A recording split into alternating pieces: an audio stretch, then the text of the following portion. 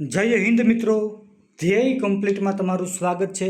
તો મિત્રો આપણે કે જે મિત્રો જીએસઆરટીસી કંડક્ટર અને ડ્રાઈવરની એક્ઝામની તૈયારી કરી રહ્યા છે એવા મિત્રો માટે મિત્રો આપણે રોડ સેફ્ટીના વન લાઇનર પ્રશ્નોની શરૂઆત કરી દીધી છે। મિત્રો કાલે આપણે ભાગ 1 જોયો હતો અને મિત્રો આજે આપણે ભાગ 2 જોવાના છે અને મિત્રો એમાં આપણે રોડ સેફ્ટીના વન લાઇનર 25 જેટલા પ્રશ્નો જોવાના છે। મિત્રો આ રોડ સેફ્ટીના આપણી એક્ઝામમાં 10 પ્રશ્નો પૂછાવાના છે। તો મિત્રો આ 10 માર્ક્સ જે છે ને મિત્રો આપણા માટે ખૂબ જ મહત્ત્વના છે અને મિત્રો આપણે આપણી ચેનલ ઉપર કમ્પ્યુટરના વન લાઇનર પ્રશ્નોની પણ શરૂઆત કરી દીધી છે। મિત્રો કમ્પ્યુટરના 20 જેટલા પ્રશ્નો પૂછાવાના છે। તો મિત્રો આ 20 માર્ક્સ આપણા માટે ખૂબ જ મહત્ત્વના છે। તો ચાલો મિત્રો હવે વધારે સમય ન બગાડતા પ્રશ્નોની શરૂઆત કરીએ છીએ। પણ એ પહેલાં જો હજી સુધી તમે આપણી ચેનલને સબસ્ક્રાઈબ નથી કરી તો મિત્રો સબસ્ક્રાઈબ કરી દો અને આ વિડીયોને તમારા દરેક મિત્રોને શેર કરી દો। તો ચાલો મિત્રો હવે આગળ વધીએ અને પ્રશ્નોની શરૂઆત કરીએ। મિત્રો પ્રશ્ન પહેલો જોઈએ, ન્યૂનતમ સ્પીડ લિમિટ દર્શાવતું ચિહ્ન કયા રંગના ગોળમાં હોય છે? તો મિત્રો એ હોય છે વાદળી રંગના ગોળમાં, એટલે કે બ્લુ સર્કલની અંદર હોય છે। મિત્રો અહીંયા મેં તમને એનો સિમ્બોલ પણ આપેલો છે, જોઈ લેજો। મિત્રો આગળ વધીએ, સ્કૂલ બસનો રંગ સામાન્ય રીતે કેવો હોય છે? તો મિત્રો આપણને ખબર જ છે કે સ્કૂલ બસ જે છે એ પીળા રંગની હોય છે। પ્રશ્ન ત્રીજો જોઈએ, જ્યારે અકસ્માત થાય ત્યારે ઈજાગ્રસ્ત વ્યક્તિને અપાતી તાત્કાલિક સારવારને શું કહેવાય છે? તો મિત્રો એને કહેવામાં આવે છે પ્રાથમિક સારવાર, એટલે કે ફર્સ્ટ એડ। પ્રશ્ન ચોથો જોઈએ, અકસ્માત સમયે ઇમરજન્સી મેડિકલ હેલ્પ માટે કયો ટોલ ફ્રી નંબર છે? તો મિત્રો એ છે 108। એ મિત્રો આપણને ખબર જ છે। પ્રશ્ન પાંચમો જોઈએ, મોટર વ્હીકલ એક્ટની કઈ કલમ હેઠળ ટિકિટ વગર મુસાફરી કરવી એ ગુનો બને છે? તો મિત્રો એ કલમ છે 178। પ્રશ્ન છઠ્ઠો જોઈએ, ટુ વ્હીલર ચલાવતી વખતે હેલ્મેટ ન પહેરવા બદલ નવી જોગવાઈ મુજબ કેટલો દંડ થઈ શકે છે? તો મિત્રો 500 રૂપિયા જેટલો દંડ થઈ શકે છે। પણ મિત્રો કેન્દ્ર સરકાર દ્વારા જે છે એ આ દંડ 1000 જેટલો નક્કી કરવામાં આવ્યો છે। પણ મિત્રો ગુજરાત સરકાર આપણને થોડીક રાહત આપે છે અને આપણી પાસેથી 500 રૂપિયા જ વસૂલ કરે છે। મિત્રો આગળ વધીએ અને પ્રશ્ન સાતમો જોઈએ, ભારતમાં રોડ પર વાહનો કઈ બાજુ ચાલે છે? તો મિત્રો એ ચાલે છે ડાબી બાજુ। સામાન્ય રીતે ઓવરટેકિંગ કઈ બાજુથી કરવું જોઈએ? મિત્રો આપણે હાઈવે ઉપર જઈ રહ્યા છીએ અને મિત્રો આપણી આગળ કોઈ વાહન જઈ રહ્યું છે અને મિત્રો આપણે એને ઓવરટેક કરવું છે, તો મિત્રો આપણે ઓવરટેક કઈ બાજુથી કરશું? તો મિત્રો એ વાહનની આપણે જમણી બાજુથી ઓવરટેક કરશું। ઓકે, ચાલો આગળ વધીએ અને પ્રશ્ન 9મો જોઈએ, રાષ્ટ્રીય ધોરીમાર્ગ એટલે કે નેશનલ હાઈવેનો માઇલસ્ટોન એટલે કે પથ્થર કયા રંગનો હોય છે? તો મિત્રો એ હોય છે પીળા અને સફેદ રંગનો। મિત્રો આના મેં તમને ઇમેજ જે છે ને એ નીચે આપેલા જ છે। આ 3 પ્રશ્નો એવા છે, તો મિત્રો એ મેં જે છે ઇમેજ આપેલા જ છે। આ 3 પ્રશ્નો પૂરા થાય ત્યાર પછી તમે મિત્રો એનો અભ્યાસ કરી લેજો। ચાલો આગળ વધીએ, પ્રશ્ન 10મો જોઈએ, રાજ્ય ધોરીમાર્ગ એટલે કે સ્ટેટ હાઈવે ના માઇલસ્ટોનનો રંગ કેવો હોય છે? તો મિત્રો એનો રંગ હોય છે લીલો અને સફેદ રંગ હોય છે। લીલા અને સફેદ રંગનો હોય છે, એટલે કે મિત્રો ઉપર જે છે એ ઉપરનો થોડોક પટ્ટો જે છે એ લીલા રંગનો હશે અને મિત્રો નીચેનો જે કલર હશે એ કેવો હશે? તો કે સફેદ રંગનો હશે। મિત્રો 11મો પ્રશ્ન જોઈએ, ગ્રામ્ય રસ્તા એટલે કે રૂરલ રોડ્સના માઇલસ્ટોનનો રંગ કેવો હોય છે? તો મિત્રો એ હોય છે નારંગી અને સફેદ, અથવા જો નારંગી ઉપર નહીં હોય મિત્રો તો ઉપર હશે લાલ। ઉપર મિત્રો ફિક્સ છે, કાં તો નારંગી હશે અને કાં તો લાલ હશે, પણ મિત્રો નીચે તો સફેદ જ આવશે। ઓકે, ચાલો મિત્રો જો આ 4 ઇમેજ મિત્રો તમને આપેલા છે। એક નેશનલ હાઈવે છે મિત્રો, પછી ત્યાર પછી જોઈએ તો કે રાષ્ટ્રીય ધોરીમાર્ગ એટલે કે સ્ટેટ હાઈવે છે, અને સિટી એટલે કે ડિસ્ટ્રિક્ટ એટલે કે ટૂંકમાં જિલ્લાની વાત અહીંયા મિત્રો થઈ રહી છે, અને ત્યાર પછી મિત્રો છેલ્લે જે છે એ ગામડાના રસ્તાની વાત છે।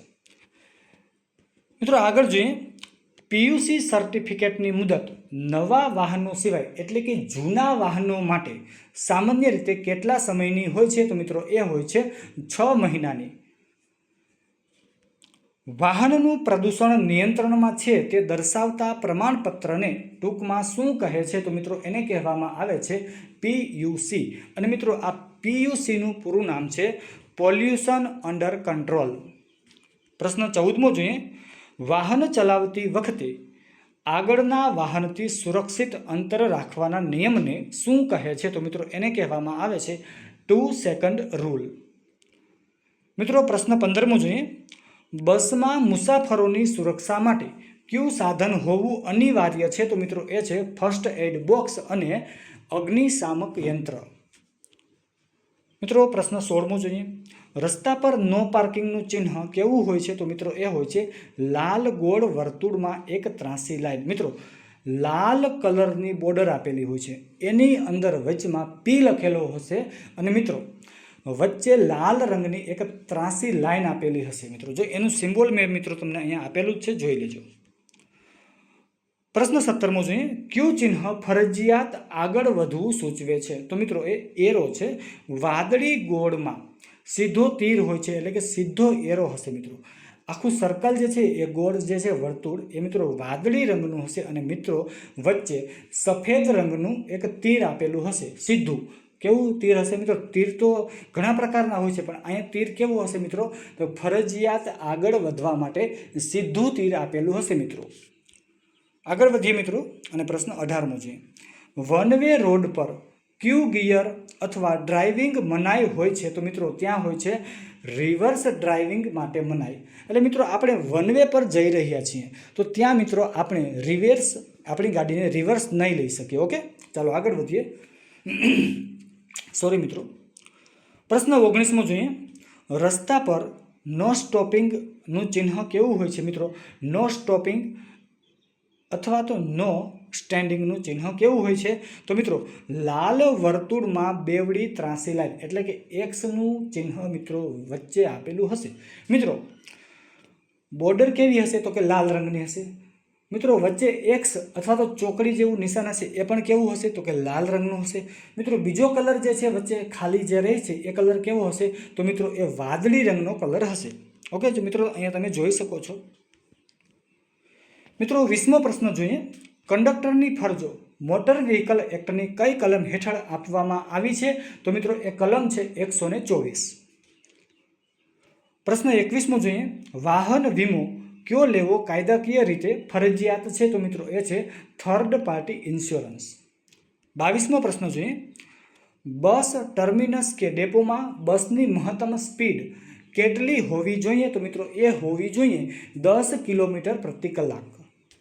પ્રશ્ન 23મો જોઈએ. અકસ્માત સમયે જો ડ્રાઈવર ભાગી જાય એટલે કે હિટ એન્ડ રન તો તે મોટર વ્હીકલ એક્ટની કઈ સુધારેલ કલમ હેઠળ ગંભીર ગુનો બને છે? તો મિત્રો એ કલમ છે 161. પ્રશ્ન 24મો જોઈએ. જ્યારે રસ્તા પર ગીવ વે એટલે કે રસ્તો આપોનું ચિહ્ન હોય તો તેનો આકાર કેવો હોય છે? મિત્રો તો એનો આકાર હોય છે ઊંધા ત્રિકોણ જેવો આકાર હોય છે. મિત્રો તમે અહીંયા જોઈ શકો છો કે એક લાલ બોર્ડરમાં ઊંધો ત્રિકોણ આપેલો છે અને મિત્રો વચ્ચે લખેલું છે ગીવ વે. મિત્રો તમે જોઈ શકો છો અહીંયા. મિત્રો છેલ્લો પ્રશ્ન જોઈએ. વ્યાવસાયિક વાહન એટલે કે કોમર્શિયલ વ્હીકલ જેમ કે GSRTC બસ. મિત્રો આ બસ જે છે એ કેવું વાહન છે? તો કે વ્યાવસાયિક વાહન છે, એટલે કે કોમર્શિયલ વ્હીકલ છે. તો મિત્રો આ જે વાહન છે એની નંબર પ્લેટનો રંગ કેવો હોય છે? તો મિત્રો એમાં પ્લેટ જે છે ને એ સફેદ હોય છે અને એની ઉપર કાળા અક્ષરથી લખેલું હોય છે. તો મિત્રો આ હતા રોડ સેફટીના ખૂબ જ અગત્યના પરીક્ષાલક્ષી 25 જેટલા પ્રશ્નો. તો મિત્રો જો તમે આવા જ રોડ સેફટીના પ્રશ્નો દરરોજ મેળવવા માંગતા હોય તો આપણી ચેનલને સબસ્ક્રાઈબ કરી લો, આ વિડીયોને લાઇક કરો, શેર કરો અને કોમેન્ટ કરી દો. અને મિત્રો કમ્પ્યુટરનો વિડીયો જો તમે હજી સુધી ન જોયો હોય તો એ જોવાનું ભૂલતા નહીં.